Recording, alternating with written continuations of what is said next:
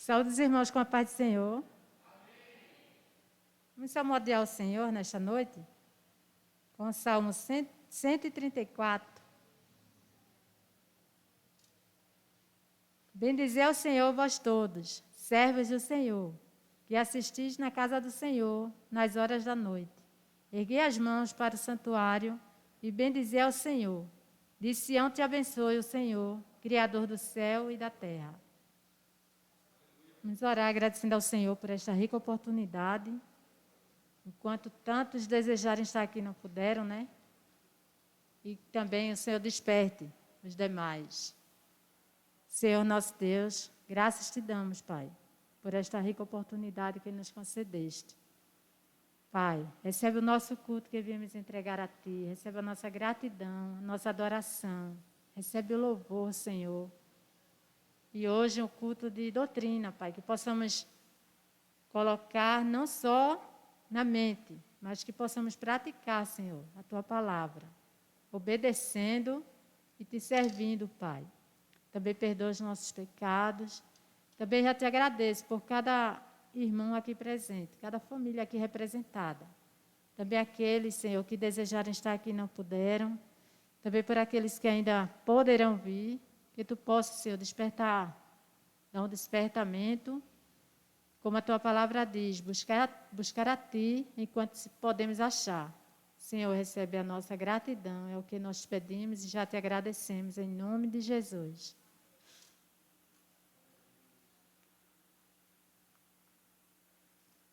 Vamos cantar o hino de número 208 do nosso hinário.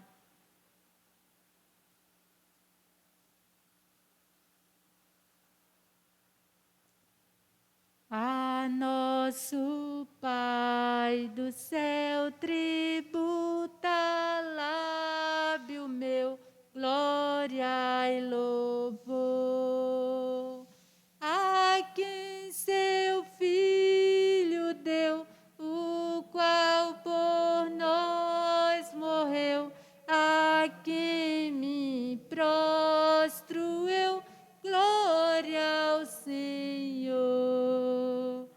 Louvemos ao Senhor, o Santo Redentor, o Rei Jesus.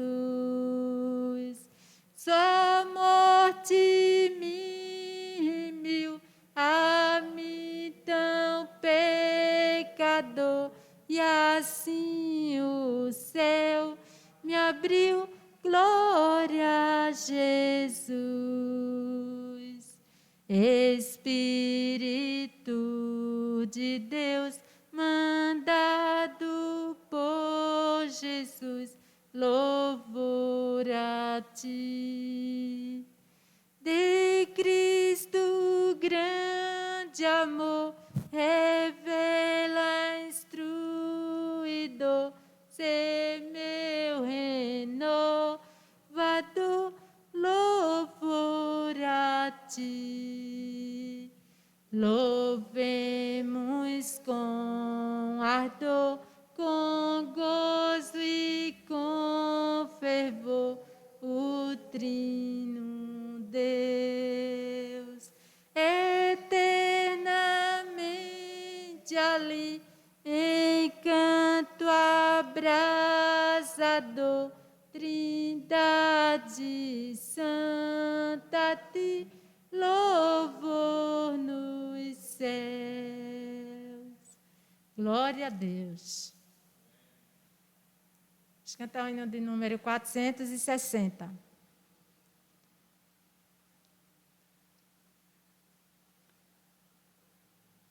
Além do céu azul, pois Jesus prepara um lar para dar a quem a vitória alcançar.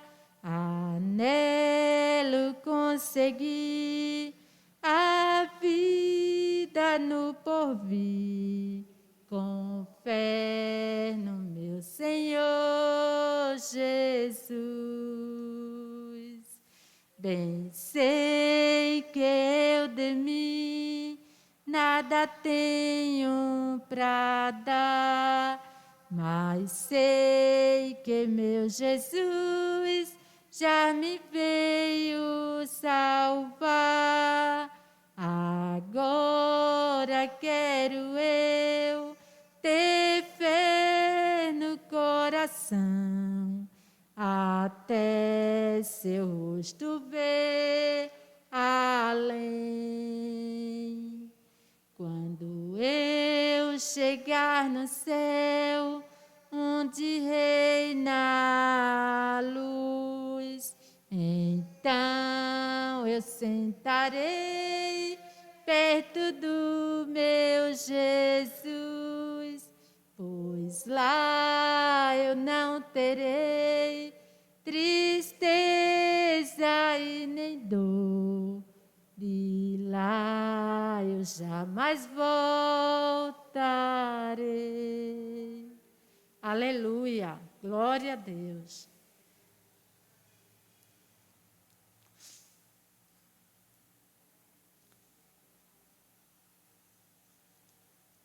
Vamos cantar o hino de número 199. Deus promete grandes coisas conceder a qualquer que peça crendo que há de obter a resposta sem na fé enfraquecer. Sua fé Jesus contemplará.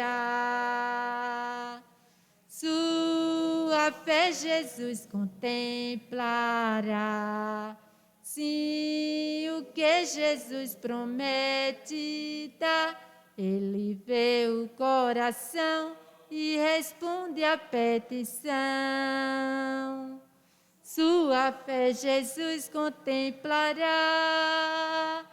Deus tem prometido a quem não duvida dar-lhe tudo quanto a ele suplica. Ele o prometeu e não irá negar. Sua fé Jesus contemplará. Sua fé Jesus contemplará. Sim, o que Jesus promete dá, ele vê o coração e responde à petição. Sua fé Jesus contemplará. Deus já grandes maravilhas operou por alguém que firme nele confiou e que da promessa em nada duvidou. Jesus Cristo a fé contemplará. Sua fé Jesus contemplará.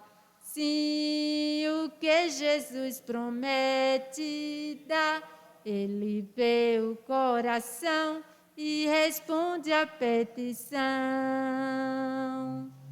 Sua fé Jesus contemplará.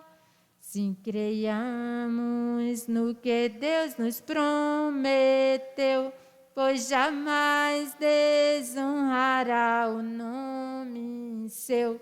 Ele cumprirá promessas que nos deu. Jesus Cristo a fé contemplará. Sua fé Jesus contemplará.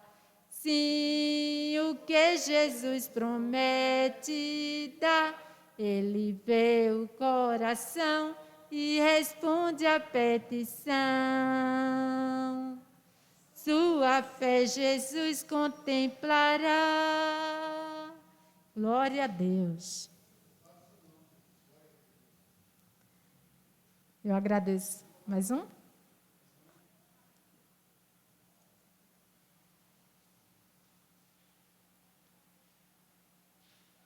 Vamos cantar o hino de número 198. Sou forasteiro aqui Em terra estranha estou, do reino lá do céu, embaixador eu sou, meu Rei e Salvador, vos manda em seu amor as boas novas de perdão. Eis a mensagem que me deu aquele que por nós morreu. Reconciliai-vos já, é ordem que ele dá. Reconciliai-vos já com Deus. É ordem do meu Rei, que todo pecador arrependido já confesse ao Salvador todo pecado seu, pois ele prometeu dar o perdão por seu amor. Eis a mensagem que me deu aquele que por nós morreu. Reconciliai-vos já, é ordem que ele dá. Reconciliai-vos já com Deus. No meu eterno lar não há perturbação, eterno gozo e paz, os salvos fluirão, e quem obedecer a Cristo vai viver no reino eterno do meu Rei. Eis a mensagem que me deu aquele que por nós morreu. Reconciliai-vos já, é ordem que ele dá. Reconciliai-vos já com Deus. Glória a Deus. Que Deus nos abençoe. O pastor Ederson está com a oportunidade.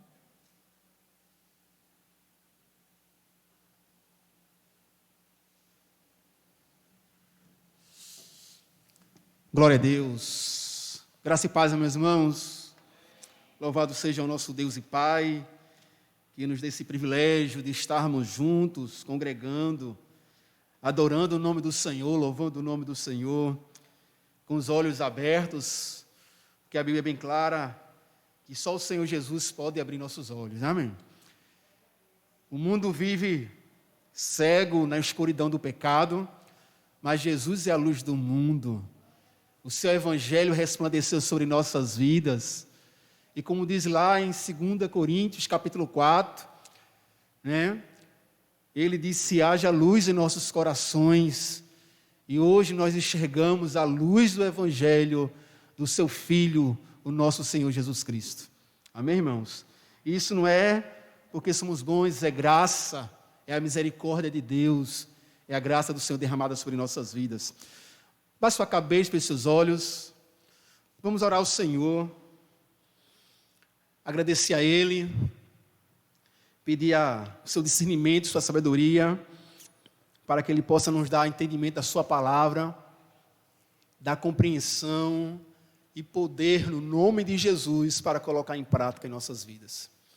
Pai, no nome de Jesus, graças te damos. Te agradecemos, ó Deus, mais uma noite, mais um dia que o Senhor nos concede, mais um culto que o Senhor permitiu que chegássemos juntos, congregando, porque a tua palavra diz que tiver 2 ou 3 reunidos em teu nome, ali tu estás presente. Esse culto é para ti, Senhor. Aleluia, tu és o centro deste culto, o centro da nossa adoração, o centro da pregação do Evangelho. Pai querido, estamos aqui para te adorar. Por tão grande salvação ser grato a ti e para bendizer o teu nome, Senhor. E para, Senhor, poder experimentar cada dia mais a tua palavra em nossas vidas, estar em comunhão uns com os outros, recebendo de ti o teu amor, a tua graça e a tua misericórdia em nossas vidas, reabastecendo assim a nossa fé para mais uma semana, mais os dias que vêm, Senhor. Sozinho nada podemos fazer, o Senhor é a nossa porção, O Senhor é a nossa força, o Senhor é o nosso refúgio, a nossa fortaleza, o nosso escudo, o nosso baluarte, o nosso castelo forte. Em Ti estamos seguros, Senhor, porque Tu és o nosso pastor e de nada sentirmos falta. Tu és a nossa alegria, a nossa força, Tu és a nossa salvação. Tu és o tudo, Tu és suficiente para nossas vidas, ó Deus. Continua abençoando cada família aqui presente, cada irmão e irmã que já tem chegado, aqueles que vão ouvir depois, através da gravação deste culto, Pai. Abençoa, Deus, abençoa que a Tua palavra possa entrar em cada coração e possa achar guarida, achar lugar para poder descansar em nós. E assim, Senhor, guardando a Tua palavra em nossos corações para não pecarmos contra Ti antes, viver uma vida santa que agrade a Ti, Senhor. Ajuda-nos cada dia, sustenta nossas mãos, porque, Senhor, bom é gozar a Tua presença, bom é gozar a Tua tão grande salvação. Nós Te agradecemos em nome de Jesus. Amém. Glória a Deus. Meus irmãos, quarta passada eu não podia estar convosco. Estávamos, eu e minha esposa, de quarentena em casa, fazendo alguns exames, mas foi virose. Graças a Deus não foi nada do Covid, mas ela estava debilitada, a meta de uma semana, porque o primeiro exame que ela teve foi uma mistura de algo bacteriano com algo de virose. E a médica ficou preocupada, pediu para fazer um exame de dengue, fazer de novo o exame de Covid, mas graças a Deus ela tomou um antibiótico, tomou vitamina, está melhor e desde segunda-feira ela voltou a trabalhar. Amém? E como tinha essa chance de ter sido Covid, eu precisava estar com ela. Então, semana passada vocês não me viram aqui, mas domingo eu voltei ativa, estava ali na ceia, no córrego da areia, para a honra e glória do Senhor, pregando, ministrando a ceia do Senhor naquele lugar, e foi um culto abençoado para a glória de Deus. Amém, irmãos? Ontem estávamos aqui também no culto evangelístico aí na frente, um culto abençoado, graças a Deus, que o Senhor continue despertando cada um dos nossos irmãos. Amém? Abra a sua Bíblia. No Evangelho de Marcos, capítulo 4.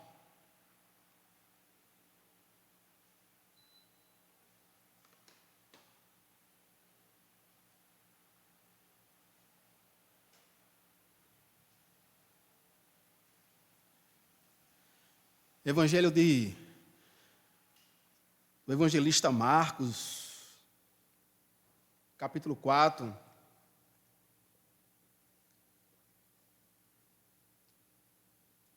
Vamos ler do versículo 1 ao versículo 20. Normalmente eu tenho separado os textos para que a gente possa trabalhá-los numa quarta-feira. Graças a Deus, quarta-feira passada, o nosso irmão Rafael, ele terminou o capítulo 3, falando sobre, do versículo 31 ao versículo 35 do capítulo 3, falando sobre a família de Jesus. E hoje vamos ler do 1 ao 20, porque trabalha a parábola da semeadura.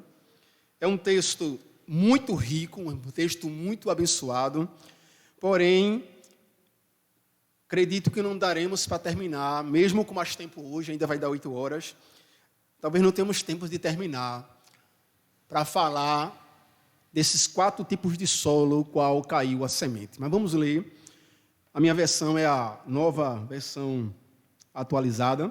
Eu vou lendo e vocês acompanham na sua versão, amém? Tentarei não ler tão rápido, para que todos possamos compreender a leitura. E depois vamos, na medida do possível, trabalhar o texto. Amém, irmãos? Glória a Deus. Marcos, capítulo 4, do versículo 1 ao versículo 20. Verso 1 diz assim: Jesus começou a ensinar outra vez à beira-mar. E uma numerosa multidão se reuniu em volta dele, de modo que ele entrou num barco, onde se assentou, afastando-se da praia, e todo o povo estava à beira-mar na praia. Verso 2. Assim ensinava-lhes muitas coisas por parábolas, e durante o seu ensino dizia, verso 3, Escutem, ouçam. Eis que o semeador saiu a semear. Verso 4. E ao semear, uma parte caiu à beira do caminho, e vieram as aves e a comeram. Verso 5. Outra parte caiu em solo rochoso, onde a terra era pouca, e logo nasceu, visto ser profunda a terra. 6. Saindo, porém, o sol a queimou, e porque não tinha raiz, secou-se. 7. Outra parte caiu entre os espinhos, ou erva-daninhas. Cresceram os espinhos e sufocaram, e não deu fruto. 8. Outra, enfim, caiu em boa terra, deu fruto, a semente brotou, cresceu e produziu a 30, a 60 e a 100 por um. 9. Jesus acrescentou: quem tem ouvidos para ouvir, ouça. Verso 10. Quando Jesus ficou só, os que estavam junto dele com os 12 começaram a lhe fazer perguntas a respeito das parábolas. 11. Jesus disse a eles: a vocês é dado a conhecer o mistério do reino de Deus, mas os de fora tudo se ensina por meio de parábolas. 12. Para que vendo, veja e não ouçam. Para que vendo, veja e não percebam. E ouvindo, ouça e não entendam. Para que não venham a converter-se e sejam perdoados. 13. Então Jesus lhe perguntou: se vocês não entendem esta parábola, como compreenderão todas as outras? O semeador semeia a palavra. Estes são os da beira do caminho, onde a palavra é semeada. Quando ouvem, logo Satanás vem e tira a palavra semeada neles. 16. Estes são os semeados em solo rochoso, os quais, ouvindo a palavra, logo recebem com alegria. 17. Mas eles não têm raiz em si mesmos, sendo de pouca duração. Quando chega a angústia ou a perseguição por causa da palavra, logo se escandalizam. 18. Os outros, os semeados entre os espinhos, são os que ouvem a palavra. 19. Mas preocupações deste mundo, a fascinação das riquezas e outras ambições aparecem e sufocam a palavra, e ela se torna infrutífera. Os que foram semeados em boa terra são aqueles que ouvem a palavra e recebem, frutificando 30, 60 e 100 por um. Amém, irmãos? Glória a Deus. Louvado seja o nome do Senhor. Parábolas são ensinamentos, histórias, algo figurado, verdades comuns que Jesus usava no seu tempo,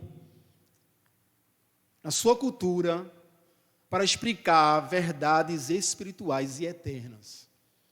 Jesus pegava situações, histórias, coisas comuns do tempo das pessoas, da época dele, e falavam e ensinava verdades espirituais eternas da sua poderosa palavra. E a partir daí, Jesus começou a falar várias parábolas. Todos os 4 evangelhos trabalham muito por parábolas, que são justamente essas histórias figuradas, que ao falar era algo comum dos líderes, dos professores, dos mestres da época de Jesus, contar algumas histórias para desenvolver na mente dos seus ouvintes aquela história que está acontecendo. Era feito antigamente. Hoje nós temos algo visual, né, que é a televisão, computadores. Mas vamos um pouquinho lá para trás, quando tudo era através de rádio. Toda vez, principalmente as novelas antigas, que era através dos rádios. Toda vez que se começava a história, tinha aquele que falava, e tinha as vozes que falavam de cada figura, de cada personagem. E a gente, mentalmente, começava a desenvolver, a pensar. É como lemos um livro. Comigo até hoje é assim, quando eu estou lendo a Bíblia, ou lendo outro livro. Quando a gente começa a ler, a nossa mente vai se alimentando da escrita, daquilo que estamos lendo, e a nossa mente começa a desenvolver, né, cenas, figuras, para poder, assim, melhor compreender o que estamos lendo. Amém, irmãos? Estamos compreendendo? Até o momento está tudo certinho. Então, quando Jesus e os mestres de filosofia, os mestres da época de Jesus, começavam a trabalhar parábolas, era para desenvolver a mente dos ouvintes, para melhor compreender aquilo que queria ser explicado. No caso do nosso Senhor Jesus, era diferente. Porque Jesus, ele trazia situações, ele trazia figuras para poder apresentar e dar entendimento e discernimento para as verdades eternas, verdade do seu reino. Jesus começa a trabalhar as parábolas para começar a explicar o reino de Deus em meio ao seu povo. Amém, irmãos? Então, quando começa aqui no versículo 1, capítulo 4, Jesus começou a ensinar outra vez à beira-mar.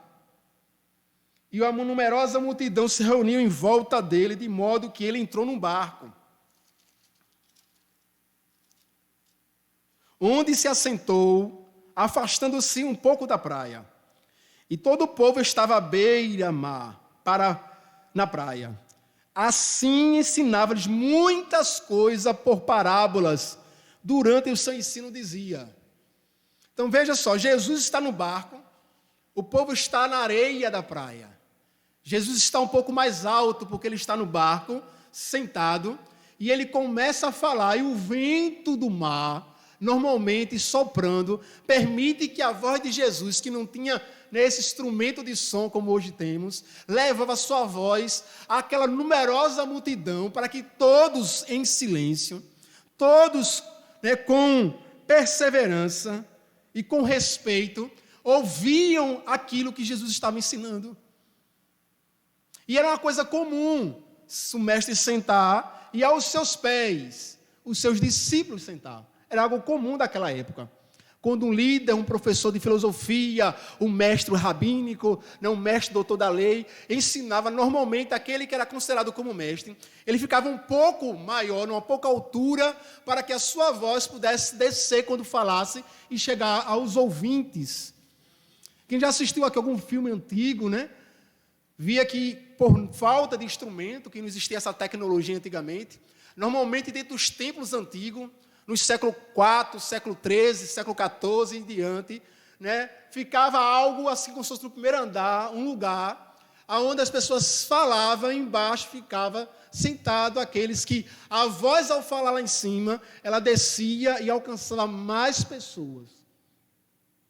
E Jesus começou a ensinar através de parábolas, trazendo figuras para falar sobre a verdade do seu reino. Verso 2, assim, verso 3, escutem, eis que um semeador saiu a semear.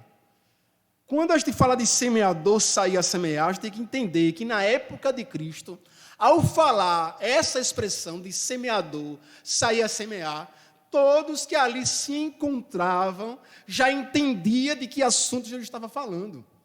No sentido da figura, mesmo que não compreendesse o que a figura falaria da verdade sobre o seu reino, eles compreenderiam a figura, porque semear, preparar a terra, jogar semente, para poder produzir algum tipo de fruto, era algo comum, a parte dessa cultura, né? Era comum do povo. O povo não só trabalhava com peixe, o povo trabalhava com várias outras situações, e a parte agrícola é algo muito comum na época de Jesus. Então, quando Jesus falava de semeador, ele sabia que era um semeador. O semeador é aquele que plantava e lançava uma semente.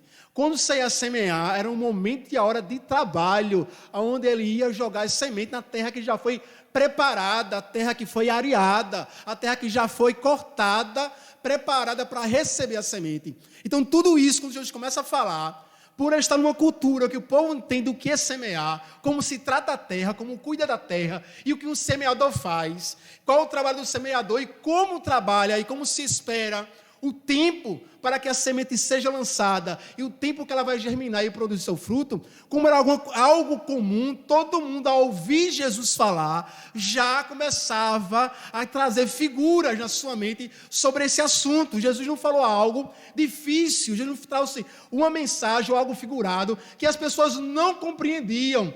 Todos que ali estavam sabiam o que era semear. Amém, irmãos? Alguém tem alguma dúvida sobre semear?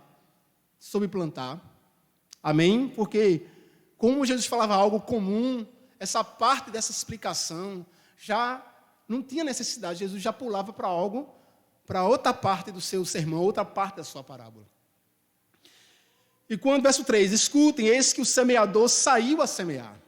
4, ao semear, uma parte caiu à beira do caminho, vieram as aves e comeram. Aí, verso 4, você agora pula para o verso 15. Amém? Do verso 4, você pula para o verso 15, onde Jesus está explicando essa parte da... Verso 15 diz assim: estes são os da beira do caminho, onde a palavra é semeada. Quando ouve, logo Satanás vem e tira a palavra semeada neles. Então vamos ver aqui 4 tipos de solos diferentes. No verso 4, vai mostrar que uma parte das sementes que o semeador começa a semear cai à beira do caminho. Amém? Em primeiro lugar, beira do caminho.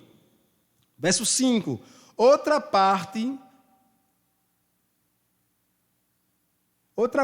cai em solo rochoso. Segundo lugar, que cai a semente aonde? Solo rochoso. Terceiro lugar,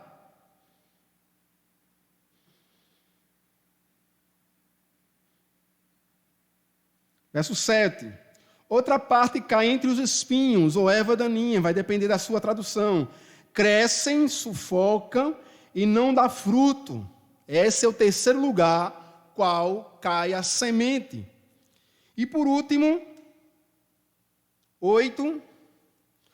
Enfim, cai em boa terra. E deu seu fruto, a semente brotou, cresceu e produziu 30, 60 e 100 por 1. Amém, irmãos? Então, aqui Jesus, ao falar dessa parábola, ele vai deixar claro 4 tipos de solo, 4 tipos de lugar, o qual a semente cai. E ao cair nesses lugares, o que acontece com eles? E Jesus, quando vai explicar a parábola, a partir do versículo, ele diz, o semeador, verso 14, o semeador semeia a palavra. Você vai ver que todo o texto que lemos, do verso 1 ao verso 20, ele não vai trazer à mente o que é, quem é o semeador.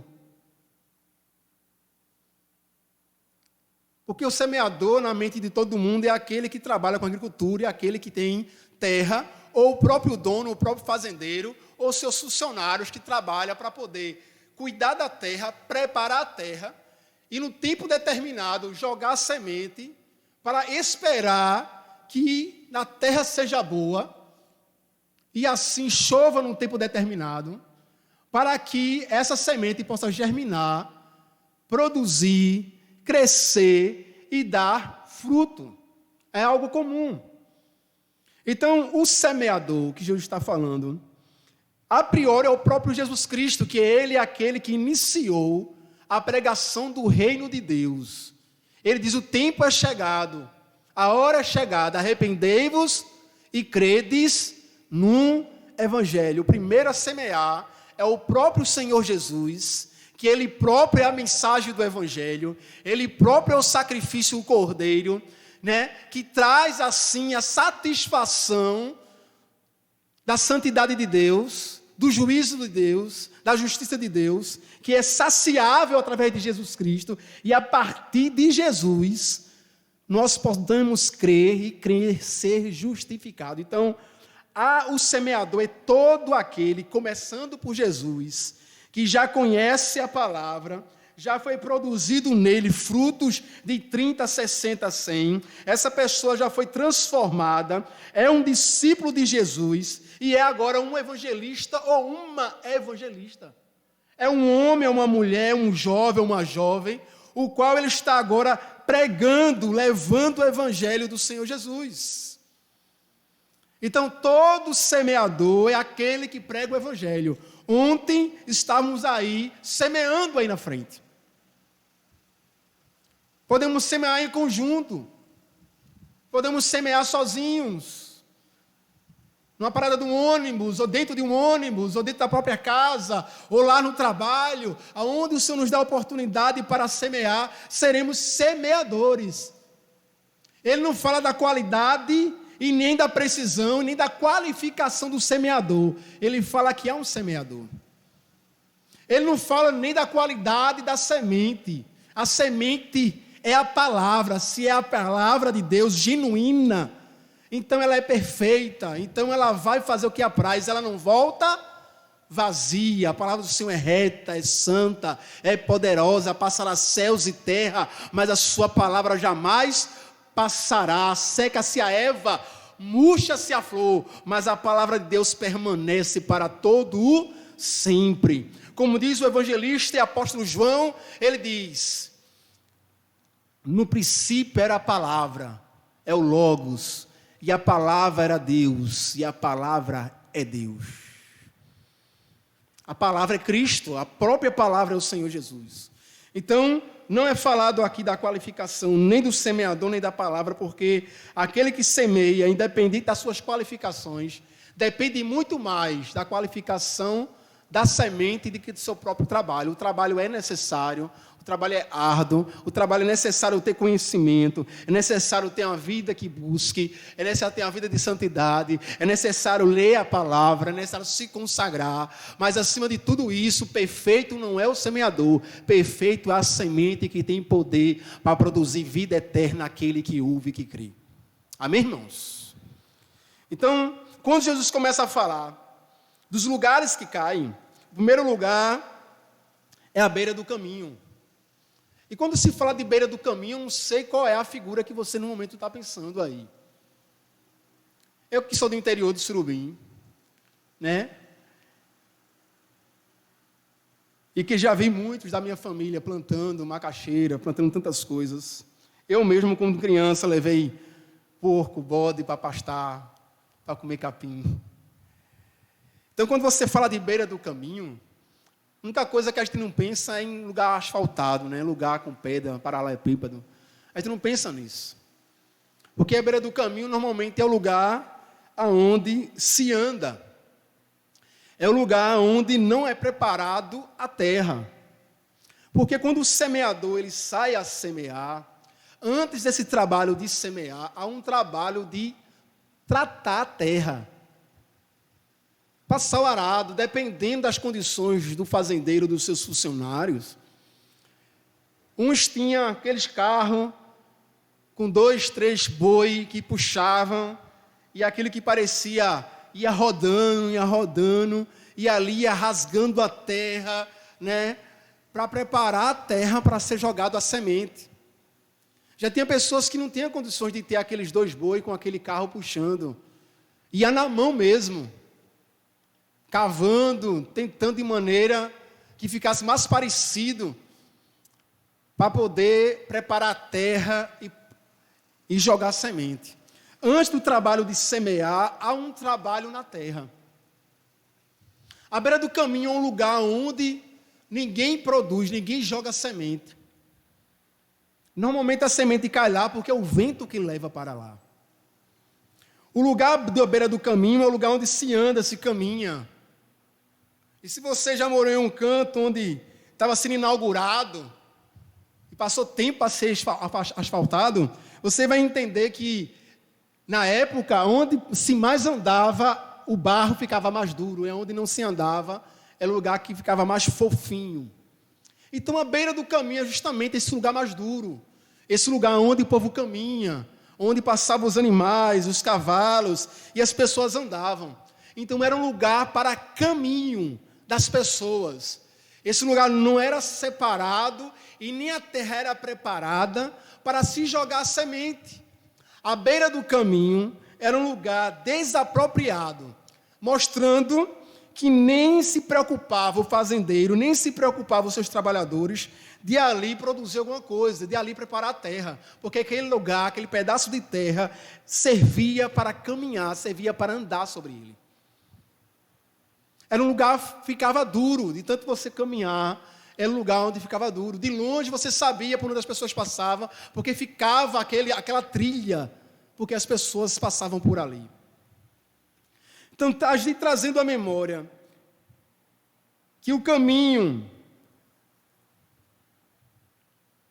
a beira do caminho, essa trilha, não sei como está a sua tradução, é justamente esse lugar onde as pessoas andam, é um lugar onde é apropriado para se caminhar, para se andar nele, e não é preparado para receber a semente, é um lugar duro. Assim, Jesus começa a explicar que, em primeiro lugar, que cai a semente é um lugar inapropriado, é um lugar onde o coração está endurecido, aonde aquele lugar não foi preparado para receber a semente, e aonde, por ser um lugar de trilha e de caminho, é um lugar que se torna-se duro. Não é nenhum asfalto, não é nenhum cimento, mas um lugar apropriado que as pessoas caminham, e por fazer isso, é socada a terra ou socado o barro, e ali quanto mais se anda e mais se soca, mais duro fica. Precisamos entender que desses 4 lugares, que são solos, Jesus está apresentando 4 tipos de coração diferentes, irmãos. O primeiro coração que Jesus apresenta é o coração duro. É um coração endurecido. É um coração que não foi trabalhado. Não existe um pressuposto para poder receber a palavra. Entenda que toda a nossa vida, mesmo antes de chegar o momento da nossa convenção, existem situações, e o Senhor, na sua soberania, Ele trabalha em nossas vidas, através de colegas de trabalho, através de televisão, através de hinos, através de pessoas da própria casa que são cristãs, ou do trabalho, mas de alguma maneira sempre os ouvimos falar do nome de Jesus. Principalmente num país católico feito nosso, aonde toda Páscoa se fala dessa morte e dessa ressurreição, mesmo de maneira que não seja profunda, seja superficial, mas todo ano se fala naquelas datas sobre a morte e a ressurreição, se fala da paixão. E todo final de ano se fala de um nascimento, de uma manjedoura, de um menino chamado Jesus. Ou não é assim? Independente que isso não é explicado ou ensinado de maneira mais correta que necessária, através das Escrituras, é mais tradições e tradições, mas de certa maneira quase todo mundo em nosso país já ouviu falar de alguma maneira de Jesus, do Senhor Jesus.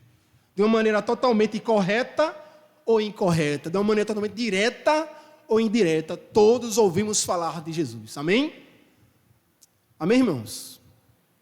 Primeiro solo, a beira do caminho, é um lugar que não é preparado, e é um lugar onde se anda. Em outras palavras, é um tipo de solo preparado para outra coisa, e não para a semente, e não para produzir, e não para frutificar, e não para germinar. Ele é preparado para se andar, e para se andar sobre ele, todo tipo de gente anda, pessoas, animais. Amém, irmãos? Jesus está falando das pessoas do coração duro. Caiu a semente à beira do caminho. Como a semente cai num lugar duro, ela não tem como penetrar. Ela fica ali em cima. Vem logo as aves, os pássaros, e comem, e usam aquela semente como alimento. E no capítulo 15, versículo 15, como já lemos, Jesus trazendo aos discípulos e àqueles que estavam com ele a explicação da parábola. Ele diz que esses aves, esses pássaros, é quando o diabo, ele vem e rouba da mente, rouba do coração a palavra que a essas pessoas, a esses corações foram lançados. Porque ao ser lançada a semente nesses corações, a palavra de Deus ser pregada a essas pessoas, esses corações, ela não tem espaço para entrar, esse coração está tão duro que ele bate. E como ele bate e não penetra, vem o diabo e não permite que de outra maneira venha a ser implantado neste local, neste coração duro, a palavra. Ele vem e rouba, tirando agora a visão da semente naquele lugar. As pessoas que ouvem a palavra de Deus, e elas resistem à palavra de Deus, porque ela ama mais os seus pecados, ela ama mais as suas vidas, ela ama mais os seus tesouros, tesouros esses da terra, tesouros esses perecíveis, tesouro esses que vem atrás, o ferrugem corrói, tesouro esses que o ladrão vem e rouba. Quando as pessoas colocam qualquer outras coisas e qualquer outras pessoas mais acima da prioridade da palavra de Deus, elas não têm espaço para receber, compreender, aceitar a palavra, resiste, porque os seus corações são duros. E a gente trazendo, irmãos, para hoje, tanto para aquele tempo como para hoje, a gente está falando de 4 tipos de solos, trazendo um todo, é um quarto de um todo, é justamente a terra boa. De um todo, só um quarto pode ser o máximo daquelas pessoas que ouvirão, receberão e serão impactadas e transformadas e restauradas e reconciliadas pelo poder da palavra de Deus. Enquanto 3 partes de um todo, de alguma maneira, vai ter algum tipo de imposição, de luta para não receber, ou para receber e não frutificar, e não germinar, e não produzir salvação e vida eterna àqueles que ouvem.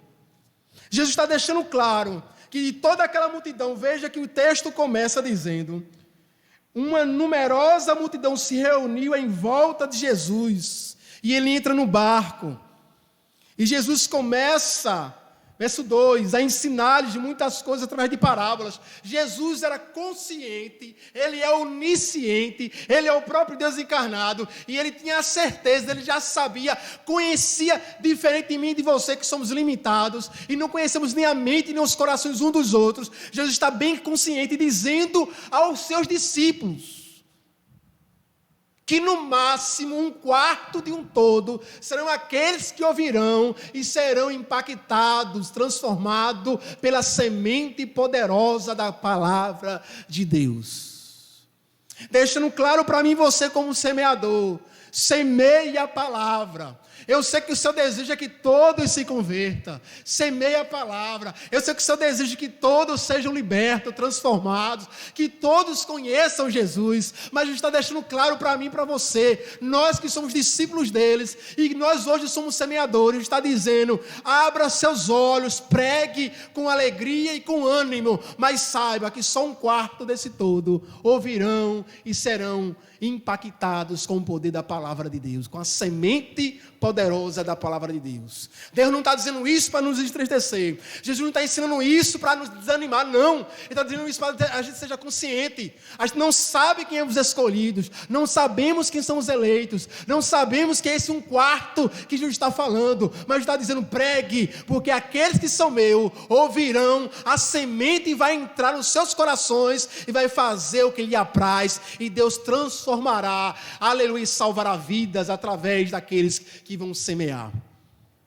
Não é uma palavra para entristecer, é uma palavra ao contrário. Ele está deixando convicto que mesmo que seja menos da metade, seja somente um quarto, é certeza que tem um grupo, que tem um coração que Deus está preparando, aleluia, está preparando o coração para quando a semente ser lançada, esse coração receba, aleluia, seja frutífero para a honra e glória do nome de Jesus. Então esse quarto não é para desanimar você e eu, esse quarto é para que a gente entenda, mesmo que seja somente um quarto de um todo, Jesus está garantindo que é um povo que vai ouvir e será transformado pelo poder da semente da palavra do Senhor. Então eu posso continuar orando, eu posso continuar se santificando, eu posso continuar pregando, porque mesmo que seja um quarto, mas é certeza que vidas serão libertas pela semente da palavra de Deus. Amém, meus irmãos? Amém, igreja? Tem coração duro. Mas você tem que entender, e eu tenho que entender, que existem corações duros, que é só no momento que está duro. E Deus está trabalhando nesse coração, preparando, e amanhã ele pode ser uma terra boa. Mas também é verdade que há coração duros, feito os fariseus e os escribas, que quando chegou no batismo de João Batista, ele olhou e disse: raça de víboras, quem vos ensinou a fugir da ira vindoura? Produzis, pois, frutos dignos de arrependimento. Esse tipo de coração.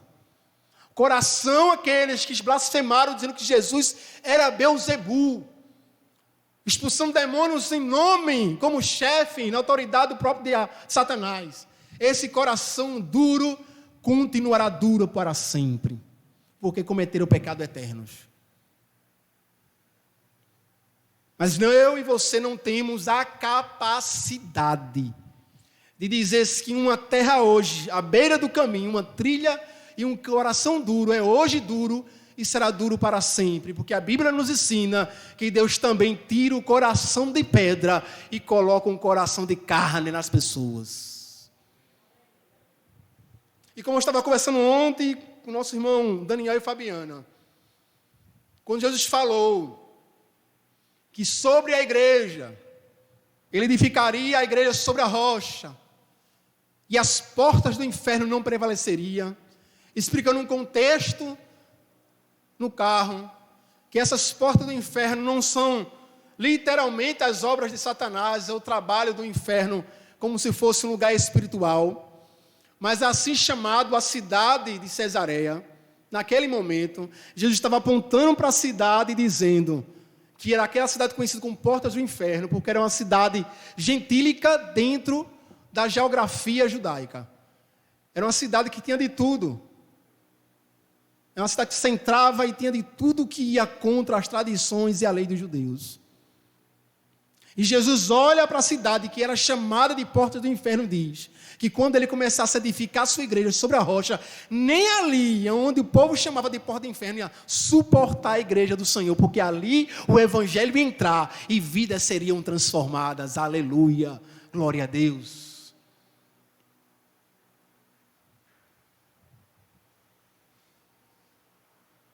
Chegaram na casa de Levi e disseram aos discípulos: por que eles sentem e comem com pecadores e publicanos? Na mentalidade dos fariseus, esse povo tinha um coração duro e já não servia. E Jesus estava tratando o coração deles, mostrando que a semente do evangelho era poderosa para transformar aqueles publicanos e aqueles pecadores. Levi se tornou discípulo de Jesus, se tornou de um publicano, de um coração duro, teve um coração de carne sensível e foi transformado pelo poder de Deus. Zaqueu, no capítulo 19 de Lucas, o mesmo.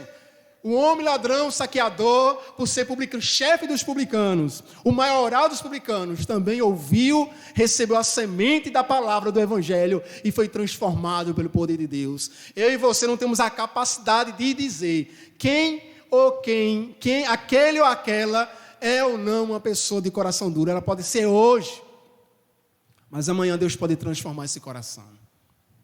Amém, irmãos? Então esse coração à beira do caminho, um coração que não está preparado, um coração que está duro, rochoso, e o próprio Jesus, o próprio Salmo 95, o salmista trazendo a memória, através do Salmo, dizendo lá a Israel que assim como foi no deserto, como aquele povo endureceu o coração contra Deus e contra Moisés, assim não endurecesse o coração. E essa passagem de Salmo 95 foi repetida pelo escritor de Hebreus 2 vezes no capítulo 3 e 1 vez no capítulo 4.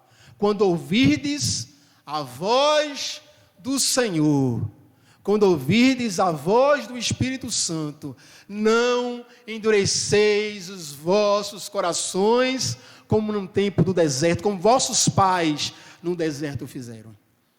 Coração duro é o coração, como diz no capítulo 7 de Atos dos Apóstolos.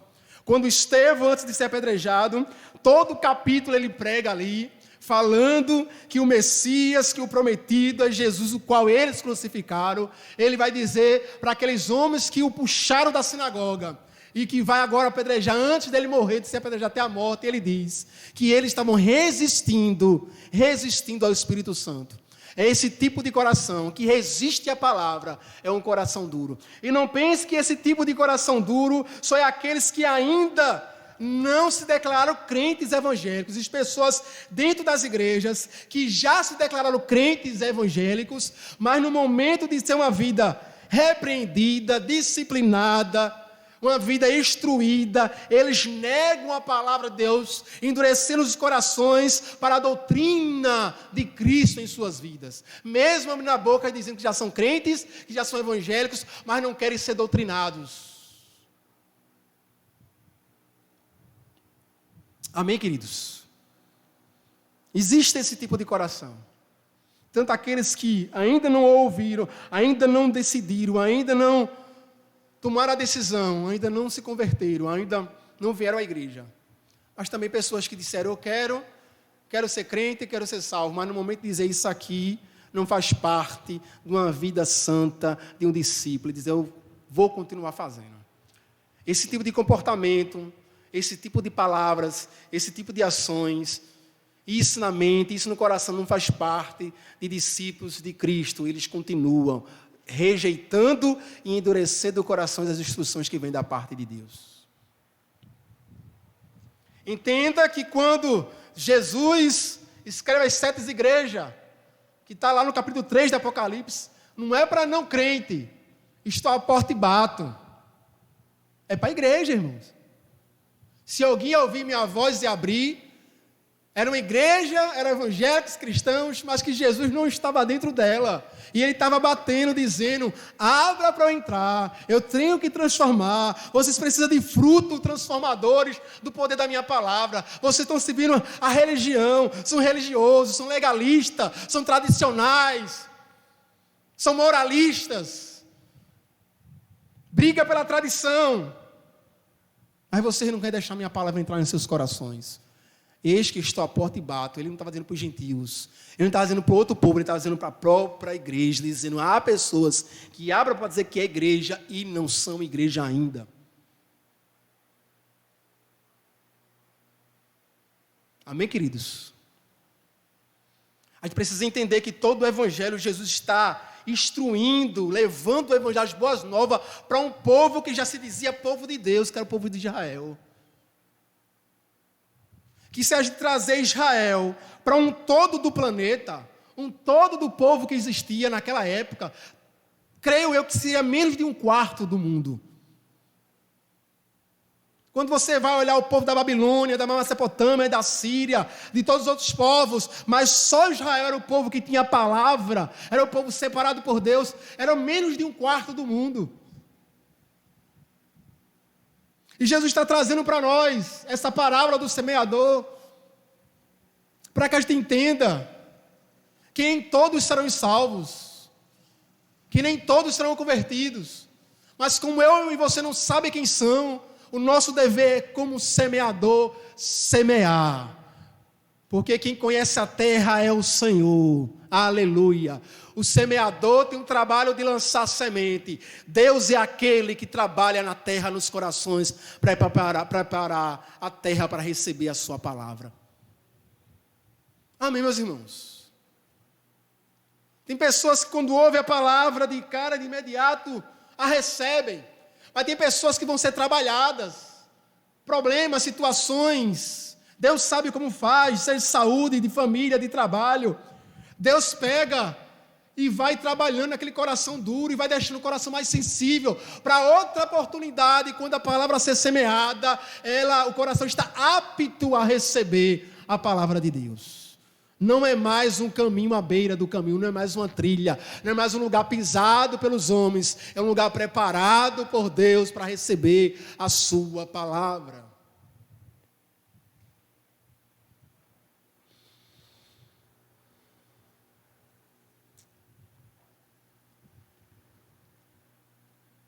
Infelizmente, irmãos, como na época do apóstolo Paulo, como na época do apóstolo João, de Pedro, Jesus, ele trabalhava contra as falsas doutrinas dos fariseus, dos escribas, dos saduceus, dos essênios e outros hereges, outras seitas que existiam na época de Jesus.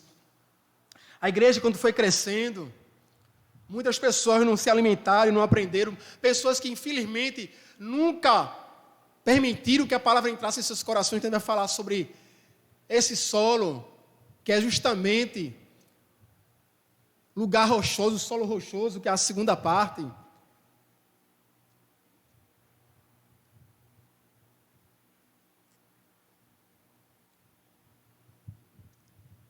É por isso que muitas pessoas ficam tão felizes quando uma pessoa abre a mão, levanta a mão, diga eu quero e vem para frente, como se aquela atitude fosse ela a única e completa para a salvação daquela pessoa. Mas o interessante, irmãos, é que um solo rochoso, ele em cima, quando se cavava, quando se passava o arado nele, quando se fazia isso, ele rasgava a terra. Só que tinha de mais ou menos de 20 a 30 centímetros debaixo, ou menos, debaixo dessa terra existia uma rocha. Era uma grande rocha. Não era um pedacinho, era todo lugar, toda grande parte. E a semente era jogada.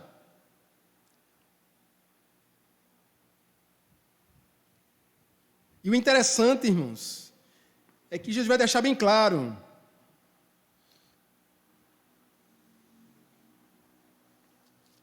Leia comigo aqui, capítulo 4, versículo 5. Outra parte cai em solo rochoso.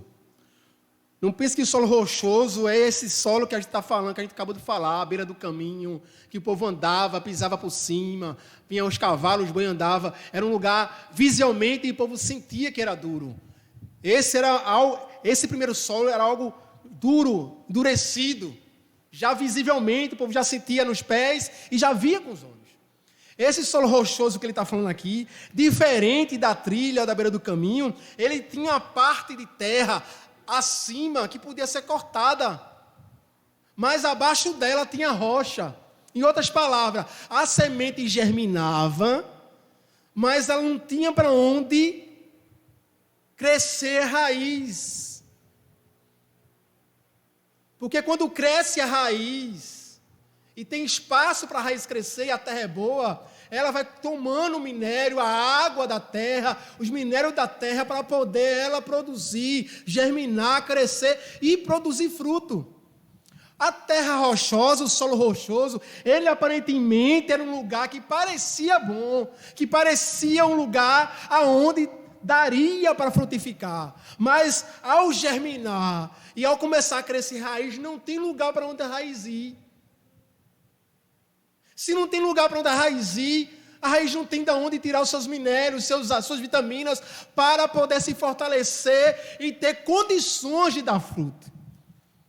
É justamente esse dois, é onde a gente se engana, porque a palavra aqui é solo rochoso, e a gente pega essa frase e pensa que é aquela beira do caminho, e tem gente que pensa que a beira do caminho é aquele lugarzinho como se fosse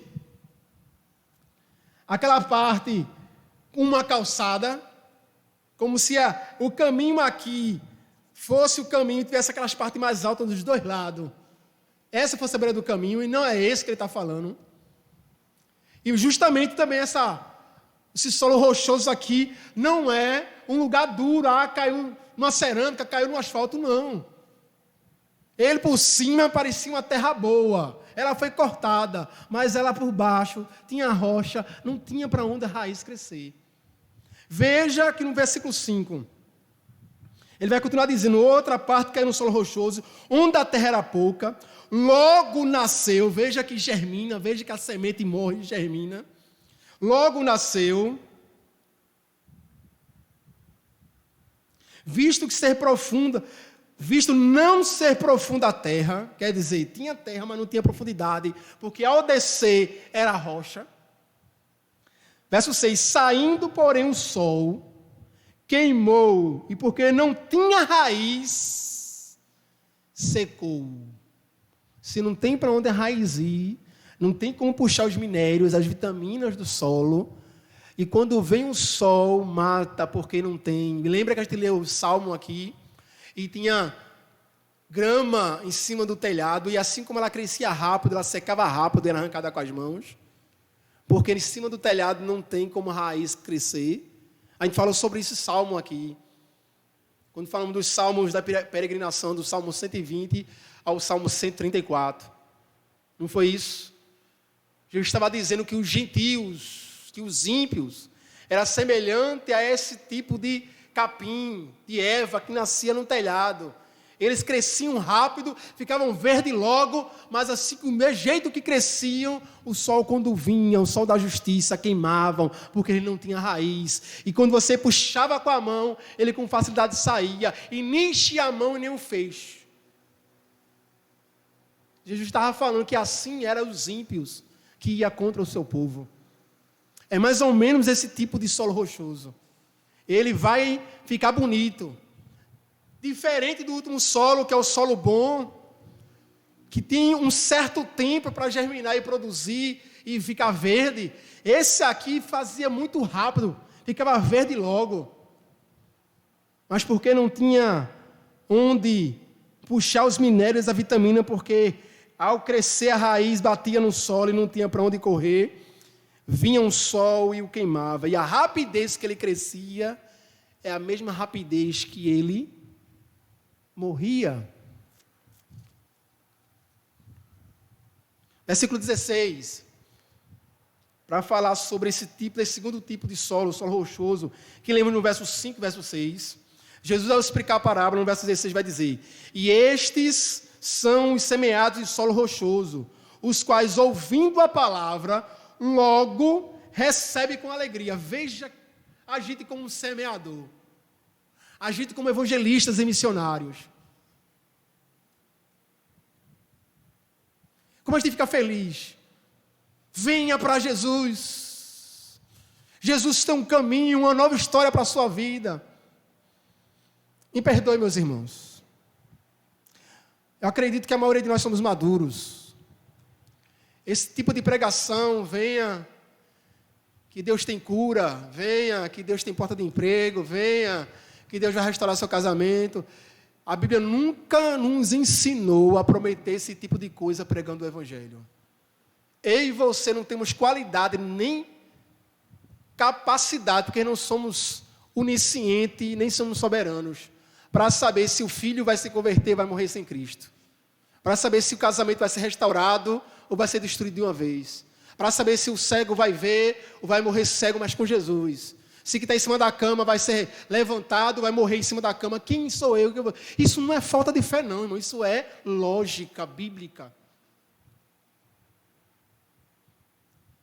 Quem sou eu para dizer, te converte que tu vai ser curado? Quem é você para dizer, que se converte que o câncer vai ser curado? Se converte que as portas de emprego vai ser abertas? Tem um bocado de teologia da prosperidade que depois que se ouvir essa pregação vai dizer falta de fé. É porque tem dúvida, não tem fé, tu fala aquilo. Não, irmão, não é falta de fé. O meu Deus, o teu Deus é onipotente, Ele pode todas as coisas. É o mesmo ontem, hoje, será para sempre. Mesmo que a minha fé, tua fé não alcance, nada mudará o poder de Deus. Ele é. Ele não depende da minha fé para ser, nem da sua para ser. Ele continua sendo.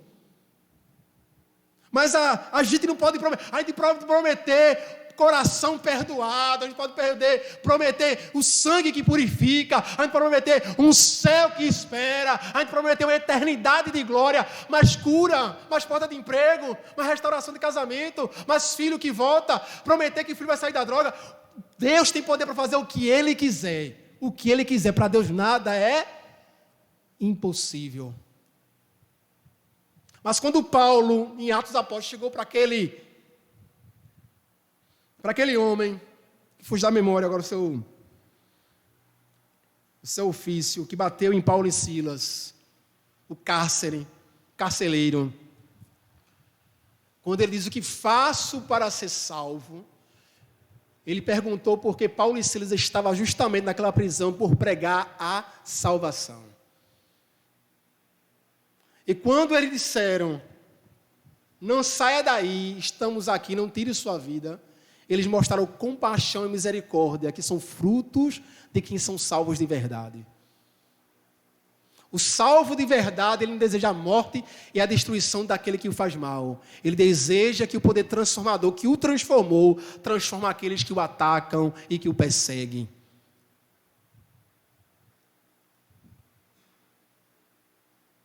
Quando ele perguntou para aquilo, dissesse assim: vocês sofreram tanto por essa mensagem, por esse evangelho, por essa salvação, e vocês olaram, você entende que ele que bateu, ou sozinho com o outro, ele viu depois de deixar eles totalmente sem força de ficar de pé, de tanto apanhar, todo cortado, quase à beira da morte, ele ouviu esses loucos cristãos louvando, orando e adorando ao Senhor em meio a tanta dor e tanto sofrimento.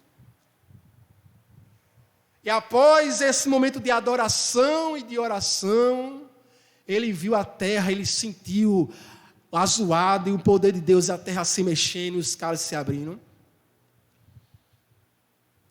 E sabendo ele que ia ser culpado por estar solto todos os presos, e como traidor que seria morto como traidor de César, do Império Romano, ele seria morto, ele e toda a sua família, pela cultura da época, e ele matando, tirando a sua própria vida, ele deixaria entender que os homens, os presos que fugiram, o mataram ao sair, então pelo menos a família dele estariam livres da morte. Vocês sabiam disso? É por isso que ele ia se matar? Porque ele se matando inventaria que seus filhos e esposa poderiam morrer também, junto com ele, porque na hora de acusar um traidor de Roma e do Império Romano, não era só ele que morria, mas toda a família. É por isso que quando ele vai tentar tirar a sua vida, não porque está com medo, mas porque ele está prezando pela família dele, Paulo e Silas diz: não te faças nenhum mal, não tire a sua vida, estamos todos aqui. A prioridade não era ser livre, a prioridade era fazer o cárcere e a família ser livre do poder do pecado.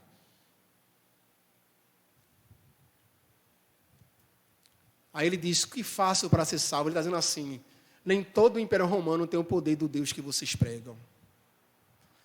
Nenhum César tem poder de mexer a terra e abrir os cárceres. Ninguém que serve a César o ama tanto, depois de apanhar por ele, continuar louvando e adorando e orando. Vocês têm algo muito mais importante do que César. Vocês têm uma alegria muito maior do que a própria vida e o sofrimento físico de vocês. Como faço para ser igual a vocês? Como faço para ser salvo? O que é que ele diz? Crer no Senhor Jesus, será salvo tu e a tua casa. Essa mensagem que Paulo fala é uma passagem profética, porque o Espírito Santo confirma já a Paulo. Paulo tinha cacique e intimidade com Deus, para dizer àquele homem: crê que Deus vai começar por ti, e por causa de ti Deus vai salvar a tua casa. As pessoas pegam esse texto e dizem que Deus promete, e é uma promessa na palavra, que Deus salvará você e a sua casa. Isso é uma promessa para aquele carcereiro, é algo pessoal, particular. Eu não posso prometer a ninguém que se ela converter, a casa dela vai se converter também. Esse texto não me dá poder, nem me dá condições. A gente pode dizer que Deus pode salvar você e sua casa, mas eu não posso dizer que Deus está prometendo, através desse texto, que vai salvar aquele que se converter e toda a sua família. Isso é mentira. Deus pode dizer que Ele vai fazer como se Deus estivesse obedecendo o nosso controle. Isso é uma heresia, meus irmãos. Não falo isso para vos estremecer, eu falo isso com a realidade. Deus pode, mas se lembre que a nossa alegria tem que ser convicta. As pessoas não têm que querer Cristo com medo do inferno, mas pela alegria hoje concedida àquele que crê. Aleluia. Se aqui podemos gozar Cristo, imagina a promessa da vida eterna nos céus. Aleluia. Glória a Deus. Louvado seja o nome do Senhor. Se aqui você pode sentir a presença, se depois de cair em si, cair na real como filho pródigo, na parábola, capítulo 15 de Lucas, Davi, ao ouvir a parábola de Natã, ele cai por terra, ele chora e diz: pequei contra o Senhor. Mas ele no Salmo 51, ele se arrepende e diz: não tira de mim o teu espírito, não tira de mim a alegria da tua salvação. Davi sabia o que era ter a alegria da salvação, porque o Espírito de Deus estava nele. Igreja e crente que hoje tem, que diz que é crente, que diz que é igreja, e hoje não tem a alegria da salvação, ainda não nasceu de novo, ainda não é regenerado, ainda não teve um encontro com o Senhor, precisa nascer de novo. Não é o sol que ainda vai chegar, é a alegria do hoje, da presença e do perdão de Deus agora.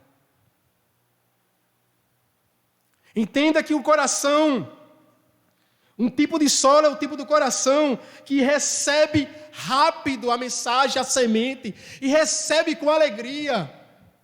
Mas do mesmo jeito que com alegria recebe a mensagem, a semente, ele também com a mesma rapidez, quando se levanta as angústias. Verso 17, a perseguição por causa da palavra, logo se escandalizam. Versículo 17. É uma meia alegria, é uma falsa alegria. É uma falsa fé. Ele quer a salvação, ele quer Jesus, mas ele não quer as consequências de servir a Deus.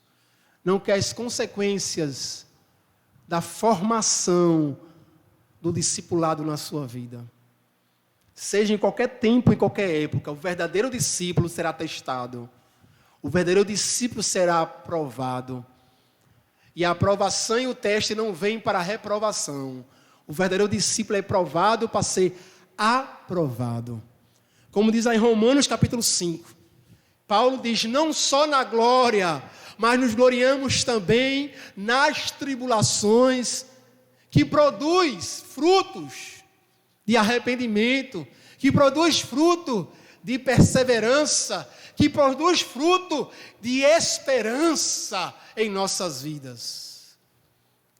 As provações, elas não vêm para matar a fé de seu ninguém. A provação vem para agregar e amadurecer aqueles que foram chamados para tão grande salvação. E quando vem a perseguição e a angústia, e a tristeza, a tribulação, e eles se escandalizam, é porque ele não entendeu o que é evangelho. O seu coração não estava pronto. Tinha algo superficial por cima, parecia.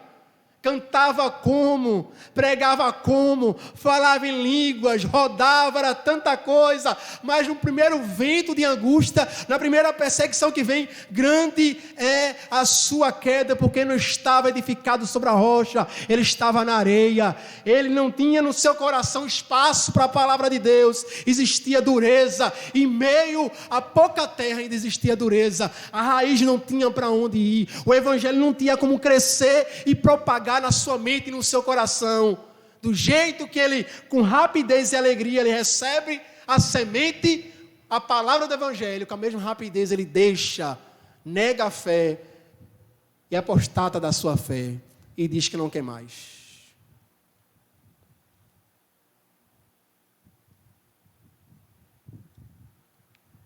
Falamos hoje sobre esses dois tipos de solo. O solo à beira do caminho, que é aquele solo que não é preparado para receber semente. É aquele solo onde se torna um caminho e a trilha que as pessoas andam, não só as pessoas como os animais, cavalos, gados. E ao povo pisar, deixa de ser uma terra fofa e se torna uma terra dura, porque ela foi feita, separada para ser pisada e não para receber a semente. Esse solo, esse tipo de coração à beira do caminho é um coração duro, que resiste à palavra de Deus, que não quer a palavra de Deus, porque no seu coração tem muitas coisas mais importantes para eles do que a palavra de Deus. Ele resiste. São aqueles que até diz que a Bíblia não é Bíblia, que a Bíblia não é a palavra de Deus. E tem o Evangelho como uma religião louca, de perturbados, de ignorantes, de pessoas sem leitura, sem cultura. São pessoas de coração duro, que a palavra bate, mas não tem lugar para penetrar. O diabo logo tira a semente que foi lançada deles, nos seus corações. O segundo solo foi o solo rochoso.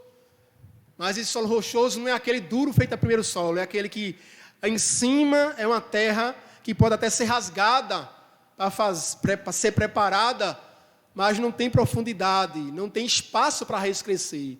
Ela germina, ela morre, mas ela não produz fruto, porque não tem para onde crescer. Aquela terra não tem mineral, aquela terra não tem vitamina, ela não tem as vitaminas necessárias para puxar do solo os seus minerais para produzir fruto. Ela germina, mas a raiz começar a crescer. Ela não tem para onde ir, o sol ao se levantar, que é a perseguição, que é a angústia, que é a tribulação. Ela não tem firmeza em Cristo, porque não tem raiz, não tem para onde a raiz ir, e logo morre, com a mesma rapidez que ela é recebida com alegria no coração dessas pessoas, com a mesma rapidez, através da angústia e da perseguição, essas pessoas se escandalizam e deixam o Evangelho, apostatando-se da fé. Falamos sobre esses dois tipos de solo nesta noite. Deus assim nos permitindo, próxima quarta-feira, de hoje a 15, próxima quarta não tem doutrina, de hoje a 8 não temos doutrina. Né? Teremos oração tudinho, mas na quarta-feira não teremos doutrina aqui na igreja. Daqui para lá a gente fala se vai ter pelo menos uma parte de oração, mas doutrina não teremos.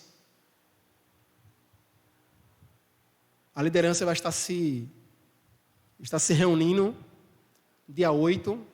Aproveitamos que é um feriado aqui em Recife para poder nos encontrar. Então, de hoje a 8 não temos doutrina. Mas Deus permitindo, de hoje a 15, vamos continuar. Vamos dar uma introdução de novo para relembrar sobre esses dois tipos de rocha, de solo, esses dois tipos de coração, aonde a semente que é a palavra é lançada, para depois a gente continuar falando sobre o solo, aonde não tem rocha, mas tem outros tipos de sementes, espinhos e ervas daninhas. E o último solo, que é o solo que não é duro, não é à beira do caminho, não é um solo que tem rocha por baixo, e nem um solo que tem erva daninha. É um solo preparado de antemão pelo Senhor para receber a sua palavra e frutificar. E vamos trabalhar essa parte de 30, 60 e 100 por 1, para você ver que quando Deus começa a agir, é muito mais do que pedimos e pensamos. Aleluia, louvado seja o nome de Deus. Vamos ficar de pé. Quero convidar o diácono Marcos para estar orando, encerrando. Logo após a gente dar a bênção. Em nome de Jesus.